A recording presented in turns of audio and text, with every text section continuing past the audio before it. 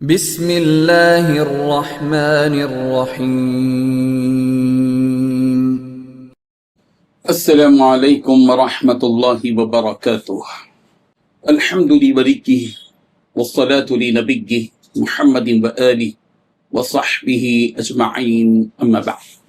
حاضرین و ناظرین، یہ درس قرآن نمبر 149 ہے، اور آج سورۃ البقرہ کی صرف ایک آیت کی تلاوت اور تشریح کی جائے گی۔ آیت نمبر 188 اعوذ باللہ من الشیطان الرجیم، بسم اللہ الرحمن الرحیم۔ ولا تأكلوا أموالكم بينكم بالباطل وتدلوا بها إلى الحكام لتأكلوا فريقا من أموال الناس بالإثم وأنتم تعلمون، صدق اللہ العظیم۔ لفظی ترجمہ یوں ہے، وَلَا تَأْكُلُوا، اور مت کھاؤ، اموالکم، ایک دوسرے کے مال، بینکم، آپس میں، بالباطل، ناحق طریقوں سے، وَتُدْلُوا بِهَا إِلَى الْحُكَّامِ، اور نہ ان کا مقدمہ لے جاؤ حاکموں کے پاس، لِتَأْكُلُوا، تاکہ تم کھاؤ، فَرِيقًا مِّنْ أَمْوَالِ النَّاسِ، لوگوں کے مالوں کا ایک حصہ، بالاسم، گناہ کے ساتھ، وَأَنْتُمْ تَعْلَمُونَ، جبکہ تم جانتے بوجھتے ہو۔ ترجمہ یوں ہے، اور آپس میں ایک دوسرے کا مال ناحق طریقوں سے نہ کھاؤ، اور نہ ان کا مقدمہ حاکموں کے پاس اس غرض سے لے جاؤ کہ لوگوں کے مال کا کوئی حصہ جانتے بوجھتے ہڑپ کرنے کا ارادہ ہو۔ اس آیت میں دو باتیں بتلائی گئی ہیں۔ پہلی بات، آپس میں ایک دوسرے کا مال ناحق طریقوں سے نہ کھاؤ۔ دوسری بات، اور نہ ہی ان کا مقدمہ حاکموں کے پاس اس غرض سے لے جاؤ کہ لوگوں کے مال کا کوئی حصہ جانتے بوجھتے ہڑپ کرنے کا گناہ کرو۔ بزرگان محترم، مال حاصل کرنے کی کچھ پسندیدہ اور جائز ذرائع ہیں، اور کچھ ناپسندیدہ اور ناجائز ذرائع ہیں۔ مال حاصل کرنے کے جائز ذرائع میں زراعت ہے، کھیتی باڑی ہے، تجارت ہے، بزنس ہے، ملازمت ہے، مزدوری ہے، جبکہ یہ سب قانون الہی کے مطابق ہے۔ ظاہر ہے کہ یہ سب پسندیدہ طریقے ہیں اور جائز بھی ہیں۔ مال حاصل کرنے کا جو دوسرا طریقہ ہے وہ ناجائز اور فطری طور پر ناپسندیدہ بھی ہے۔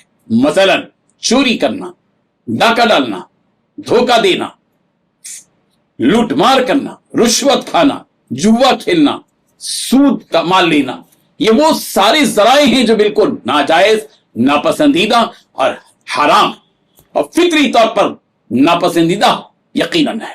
اللہ تعالیٰ نے اس آیت میں یہی حکم دیا ہے کہ تم آپس میں ایک دوسرے کا مال ناحق طریقے سے مت کھاؤ۔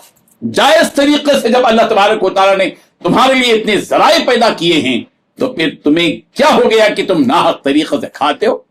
بظاہر یہاں ناجائز طریقے سے مت کھاؤ کا مطلب صرف کھانے پینے کی چیزیں ناجائز طریقے سے مت کھاؤ کا نہیں ہے، بلکہ یہاں ناجائز طور پر مت کھاؤ سے مراد عام ہے، جس میں کھانا، پینا، پہننا، اوڑھنا، کسی چیز کا خریدنا وغیرہ وغیرہ، یہ سب ناجائز۔ ہمارے ہاں محاورے میں یہ بات عام ہے کہ اگر کوئی شخص کسی کا مال ناجائز طریقے سے لے لے تو ہم بھی یہی کہتے ہیں کہ فلاں آدمی کا مال کھا گیا۔ حالانکہ ضروری نہیں کہ وہ پورا مال جو اس نے لیا وہ کھا ہی گیا ہو، بلکہ کسی اور کام کے لیے استعمال کیا ہو۔ حالانکہ وہ شخص سارا مال کھا جانا ضروری نہیں، اگر وہ اس مال میں سے کوئی ضرورت کی چیز خرید بھی لے مگر محاورے میں کھا گیا کا لفظ بولا جاتا ہے۔ بالکل اسی طرح اللہ تبارک و تعالیٰ کہہ رہے ولا تاکلوا، مت کھاؤ۔ یہ آیت ایک خاص واقعے کے پس منظر میں نازل ہوئی، اس کا بیک گراؤنڈ ہے۔ واقعہ کیا ہے؟ واقعہ یہ ہوا کہ حضرت صحابہ کرام رضی اللہ عنہم میں سے دو صحابہ کا آپس میں ایک زمین پر جھگڑا ہو گیا۔ یہ مقدمہ رسول رحمت صلی اللہ علیہ وسلم کی عدالت میں پیش ہوا۔ جس نے زمین کا دعویٰ کیا اس کے پاس گواہ نہ تھے۔ رسول رحمت صلی اللہ علیہ وسلم نے شرعی ضابطے کے مطابق مد مقابل جو شخص تھا اس کو حلف کرنے کا حکم دیا، وہ حلف پر آمادہ ہو گیا۔ اس وقت رسول رحمت صلی اللہ علیہ وسلم نے بطور نصیحت ان کو یہ آیت سنائی، ان الذین یشترون بعہد اللہ وایمانہم ثمنا قلیلا، جس میں قسم کھا کر کوئی مال حاصل کرنے پر وعید بتلائی گئی۔ صحابی نے جب یہ آیت سنی تو قسم کھانے کو ترک کر دیا، چھوڑ دیا، اور وہ زمین اس شخص کے حوالے کر دی جس نے دعویٰ کیا تھا۔ اس واقعے پر یہ آیت نازل ہوئی۔ اس آیت کے دوسرے حصے میں ایک اہم بات کی طرف توجہ دلائی گئی ہے، وہ یہ کہ کسی کے مال پر دعویٰ کرنا کہ یہ میرا ہے اور حاکم کو رشوت دے کر اپنے حق میں فیصلہ کروا لینا، یا جھوٹی تحریر لکھ کر یا جھوٹے گواہ بنا کر حاکم کے پاس پیش کر کے دوسرے کا مال، اس کی جائیداد اپنے حق میں کر لینا ناجائز اور حرام۔ اس آیت میں اسی قسم کی صورت یا انہی قسم کی صورتوں سے روکا گیا ہے۔ یہاں ایک بات اور بھی قابل غور و عمل ہے کہ بعض لوگ یہ سمجھتے ہیں کہ صرف مسلمان سے ناجائز طور پر مال کھانا حرام ہے، غیر مسلم کا مال ناجائز طور پر بھی ہڑپ سکتے ہیں۔ یہ بالکل ظالمانہ خیال ہے۔ قرآن مجید نے اس آیت میں لِتَأْكُلُوا فَرِيقًا مِّنْ أَمْوَالِ النَّاسِ کہا ہے، لوگوں کے مال کا ایک حصہ، مسلمان نہیں۔ لِتَأْكُلُوا فَرِيقًا مِّنْ أَمْوَالِ الْمُسْلِمِينَ نہیں کہا گیا، بلکہ الناس کہا گیا۔ معلوم یہ ہوا کہ کسی بھی مذہب کے کسی بھی فرد کا مال ناحق طور پر حاصل کرنا ناجائز حرام ہے۔ اللہ تبارک و تعالی ہم سب کو عمل کی توفیق عطا فرمائے۔ قرآن مجید کی مختلف آیات میں ناجائز مال کے، دوسروں کے مال کے ناحق کھانے کے سلسلے میں آیات موجود ہیں۔ سورہ نساء کی آیت نمبر 2 میں ہے وَلَا تَأْكُلُوا أَمْوَالَهُمْ إِلَىٰ أَمْوَالِكُمْ۔ سورہ نساء کی آیت نمبر 6 میں وَلَا تَأْكُلُوهَا إِسْرَافًا وَبِدَارًا أَن يَكْبَرُوا۔ سورہ نساء کی آیت نمبر 29 میں ہے یا ایھا الذین آمنوا لا تأکلوا اموالکم بینکم بالباطل۔ سورہ انعام کی آیت نمبر 121 میں ہے ولا تأکلوا مما لم یذکر اسم اللہ علیہ۔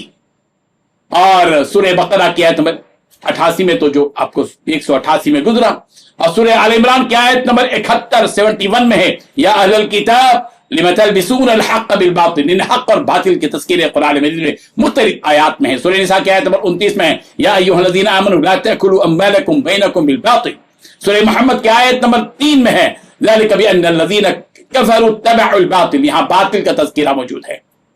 اللہ تبارک و تعالی ہم سب کو ان آیات کو سمجھنے کی توفیق عطا فرمائے۔ آمین۔ وآخر دعوانا ان الحمد للہ رب العالمین۔ ڈیلی درس قرآن کو سبسکرائب کیجئے، اپنے تاثرات اور مشورے ارسال کیجئے، اور متعلقین کے گروپ بنا کر انہیں روزانہ درس قرآن بھیجیں اور اجر ثواب پائیں۔